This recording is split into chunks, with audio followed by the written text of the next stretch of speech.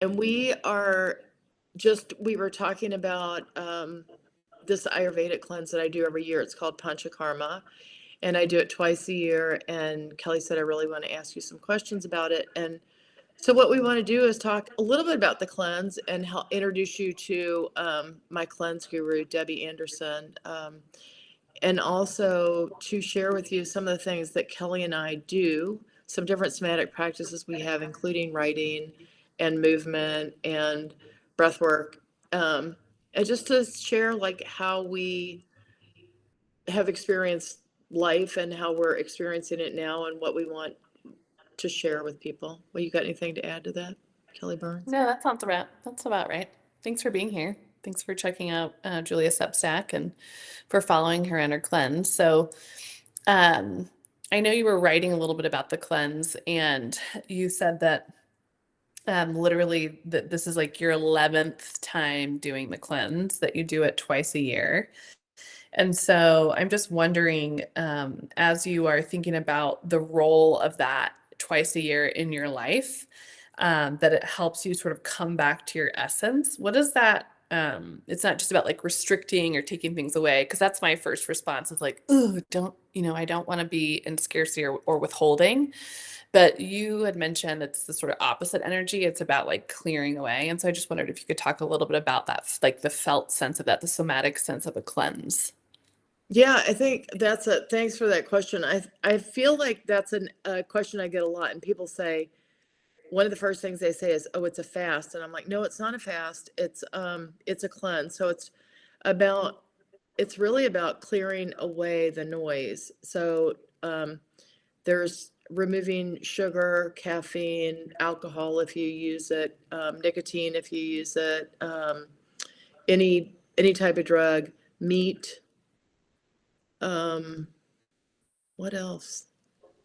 It's it's basically starting a mono diet, and which is khichdi and congee. So you have congee for breakfast and then khichdi for lunch and dinner. And part of the idea around it is you're cooking everything that you eat, which is something that I already do. And you want it to be fresh, not leftover food.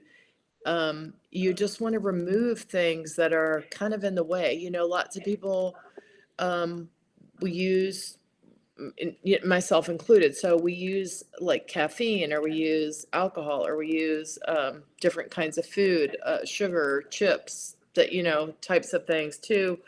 Um, I would say kind of to avoid feeling, or to enhance a feeling, like to get a dopamine hit, or um, and so that is kind of what I feel like is noise in my life. So removing that, also bringing a consciousness, saying a prayer before every meal, um, Mm. eating in silence with no TV, no book, no phone, no anything like that. There are all these practices that are also an addition. So it's kind of like we're removing noise, but we're bringing in something like abhyanga, which is a self massage. So massaging Mm. the body in warm sesame oil, which is this beautiful practice of connecting to self. So I see it not as like um, a lack, but this sort of addition. And every year when I do, well, I do it the cleanse twice a year, fall and spring. But when I do it, I always try to bring in a new practice. And by practice, I mean something that I do every day. So for however many hundreds of years I've been doing this, um, I still every day use Ayurvedic nasal oil. I scrape my tongue every day. These are practices that are part of the cleanse, and still I do them kind of every day. So to me, it's not about a lack of things or getting, really about getting rid of things. It's more about like bringing in more of what I do want. And in order to do, um, Mm. it's like Marie Kondoing your body, your essence kind of a thing, getting rid of the clutter, like deciding what do I really want. And in order to do that, we kind of have to take the things out and look at them and go, do I want this? Mm. Have it, create the connection to it. So when I'm connecting to my body or doing this practice, I go, I'm in it for, it's a 14-day cleanse, but there's really the active part of the cleanse of like drinking ghee and eating the mono diet is really about 7 days. it's connecting to, and different types of breath work, different types of pranayama, different types of movement, yoga, like really slow yoga nidra, types of just more about rest, less about the doingness and more about the beingness. And so some of the things that you do or practices that you bring in aren't like they're what I would call like these inner practices. So you massage it when you're massaging your body with sesame oil, um it's not out there, it's not somebody else doing it, it's self massage. When you're doing your breath work, it's an inner feeling, it's connecting to an inner feeling. When you're feeding yourself, sorry, nourishing, oh my gosh, that's like a dog hair. When you're nourishing yourself, You're feeding yourself dog I hair. don't think that's on the cleanse. I don't know. That might be, and I could never get rid of dog hair, but that it's more like nourishing yourself. It's not fasting. It's not Yeah. restricting. Yeah. There's no, and you can Okay. eat sort of as much as you want. So it's not like, oh, I'm going to not be eating. So for people that aren't, Ayurveda is, I'm not an expert in Ayurveda, and I know you've practiced those principles for a long time. It is the sister science to yoga. It's like 3,000 years old. But for people who maybe like going into a 14-day cleanse is like not the first stop. But what I hear you saying is it's sort of what it does is it changes your body and mind into like nourishment instead of withholding. And so like what could you share with some of the people that are listening or reading your blog or doing the work with you that are similar to the work that you offer in terms of inner strength and outer strength? I mean, you should share a little bit about what you do. It's really fascinating to me. That could also be similar of this cleanse. Like there's probably many doorways in cleansing. You do an Ayurvedic cleanse twice a year, but there are other practices that you offer people that could be similar in terms of let me bring nourishing practices central back to your life. And by doing that, we sort of sometimes naturally let go of some of the older habits or practices that no longer serve.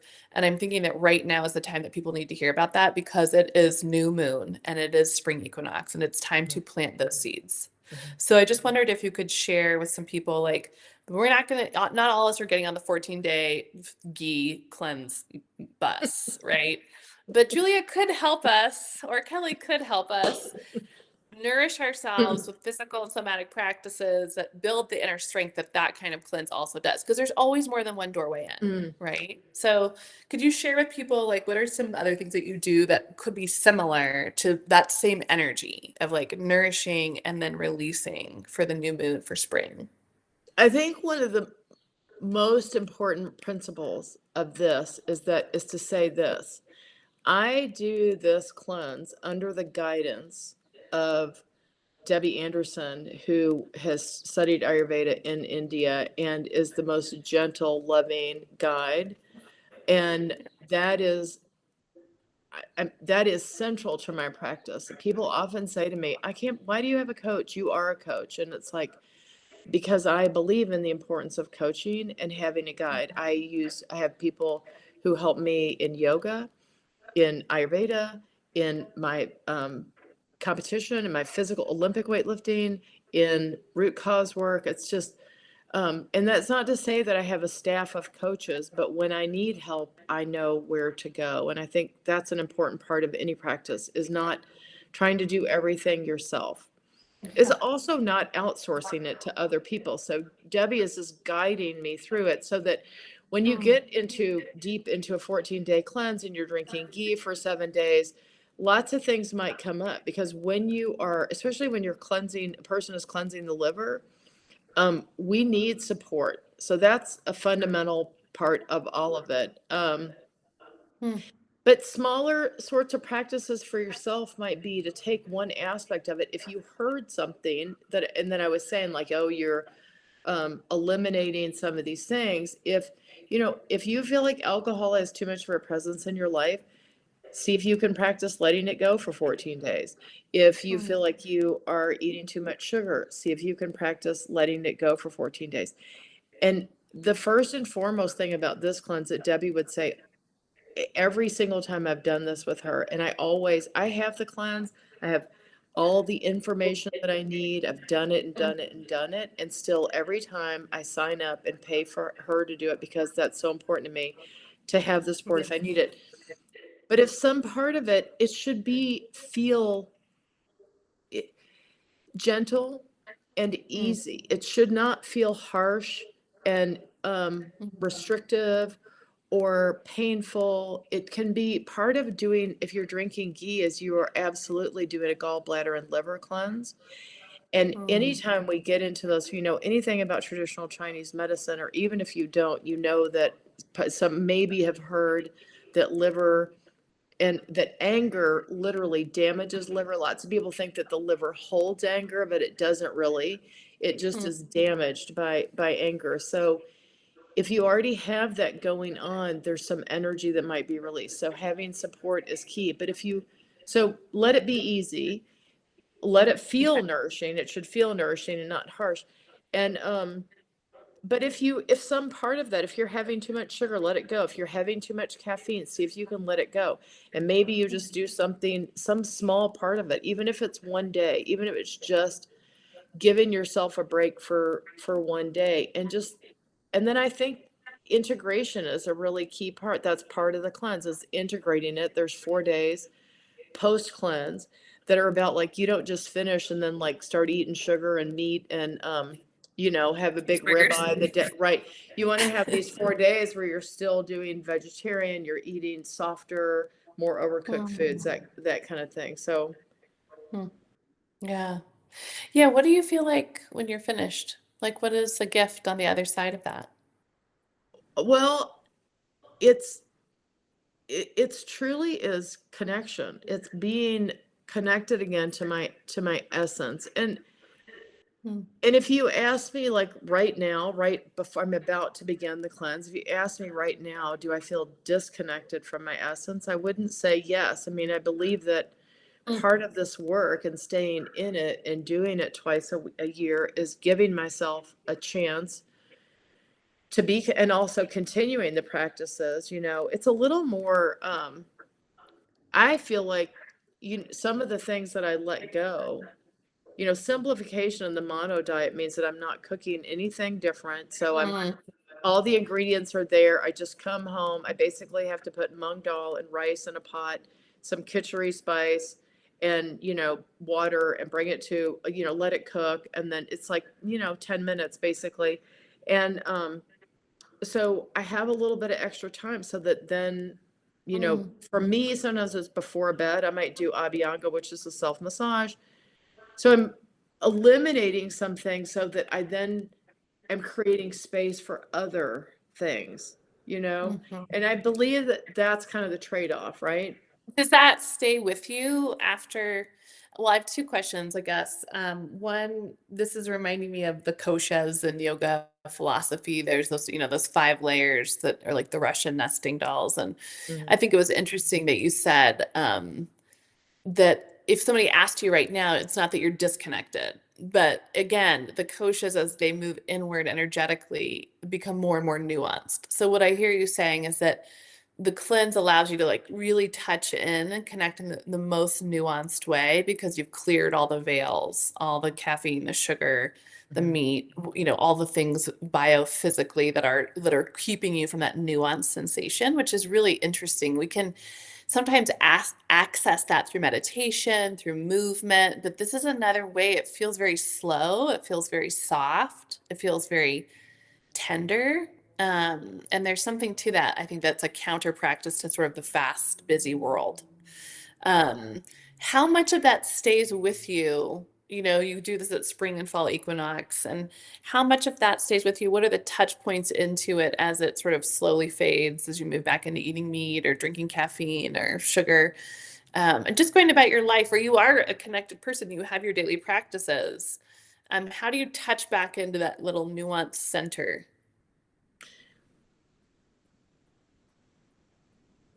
Well, this is where writing practice comes in. I write about it for myself. So I keep a journal. So I always encourage athletes to log what they're doing. Hmm, Um, so that's I cool. I write about it just for myself, you know. I mean, obviously I wrote this blog piece about it, but Mhm. I write about it so I can remember, you know, and Mm, to remember is to literally remember, to put things back together. Part of the cleanse is a little bit of a dismembering, right? So I'm undoing some things, and then I'm mm, kind of, you know, taking these threads of my life, and then so I feel like I untie all these knots, right? I just let go of the coffee, and you know, and I always make my coffee in my little thing, take to work, and I might have some mm, masala chai, and I might do this, and I might do that, and and I have this little sweet treat that I like to eat on the weekend for breakfast. Like that's when I have a sweet tooth. mm, And I just untie all of those knots. And then I see all the threads, right? I'm able to see the threads. And then I go, what what do I want to bring back in? So there's a consciousness. It's just living at the level of awareness, right? So awareness is always the point of change. So it just allows me to sort of do that thing where I go, well, do I want to re-enter in this one? Or do I want to, I mean, maybe it's something mm, different that I want to bring in. Somebody asked me recently, they're like, what if you're just cooking for yourself and not like, mhm. you know, because I love to cook for other people, but if you're just cooking for yourself, you know, or whatever, what would you eat? And I just said, I just blurted out like ribeye. And it would be, you know, grass fed or my neighbor's, you know, and my Mhm. neighbor in Michigan, his beef or something. But that was it, and then I thought of and I was thinking about it, I was like, "When is the actual last time I ate a ribeye?" And it's been a minute. You know, I've been eating ground beef literally from my neighbor's cow, but I think Mm, it just allows me to rethink some of that stuff, to literally take the threads back and go, what do I uh-huh. wanna incorporate in my daily life? Because otherwise our lives tend to be very habitual. I'm a very busy person. I'm Mm, constantly trying new things and adding, you know, almost always adding more stuff. If you know me, you know I'm constantly adding mortgages. And I know it's not the best habit, but you know, it's like you know, trying building a new business, starting this retreat center Yeah. in Michigan, doing, you know, trying to write more, writing my memoir. You know, it's like Mhm. if you know me, it's like, okay, so I could just pause on all that for a second, right? And go, like, what do I really want to be doing? And just exhale what no longer serves me and then bring it in. So I think it gives me some more calming practice. I've got all that's, you know, fire in me that's, you know, kind of it. And when you think about Ayurveda, if you know anything about it, but there are other practices in the world that incorporate this type of thing. Yeah. You gotta, something called your digestive fire. And so one Mhm. of the things it does is it rekindles your digestive fire. And if you that there's Yeah. nothing that's happening that's only Mhm. physical. That's right. Um, and so It's it really is like Marie Kondoing your body. And like yeah, as we're talking about like deciding what you want, like you untie all the knots and then you bring it back. I have this vision of cleaning out your closet. And like this could be a version for us, right? If we're not ready to do a physical cleanse, because yes, it's the same absolutely. thing. It's like take it all out and then decide one by one, what do you want to put back in? Like what is allowed? Take out all the practices in your daily schedule, Yes. rearrange them. What goes first? You know, Mhm. I've spent months looking at the New York Times before I go to sleep. And I'm like, it's not the practice that is the most helpful before bed. And if I want to be an engaged citizen and an active Right. participant in my society, I do need to know what's happening, but that timing is Mhm. not serving me. You Mm-mm. know, that's doesn't help me. It's So like that's like if even you want just, to have really bad sleep, read the yeah, newspaper, watch the news before you go to bed, right? No, yeah. So I I love think this. that's literally a practice that I do. That when the in my life when I feel the most confused or depressed Mm, or lost or you know mm, whatever, I literally will pick a drawer, just one drawer, one thing, and yeah, clean it out. And it yeah, could be even a drawer that because I might be like real low stakes, like I might be really low, it might just yeah. be a drawer that is, already organized, but, you know, I feel better because I, you know, rearranged my essential oils or Took something, shit you know? out. That's Mhm, right. mhm. So, how do people find you if they want to learn more about what you do and how your practices are complementary to something like a cleanse, like the practices that you teach people to do? How do they find out about that? My website, which is coachingbygee.com. You can go there. My email, which is g@coachingbygee, or g@icloud.com. Instagram @coachingbygee. And do you work with Substack. people remotely if they're not in Chicago? Do you work I with people do. I remotely? do work with people remotely. My big Good. requirement for working with people is engagement. Yeah, good. That's great. I can't wait to do this again. Thanks for letting me ask you questions. Thanks for asking. Yeah. Okay, I'll talk to you soon. Okay, peace out. Peace.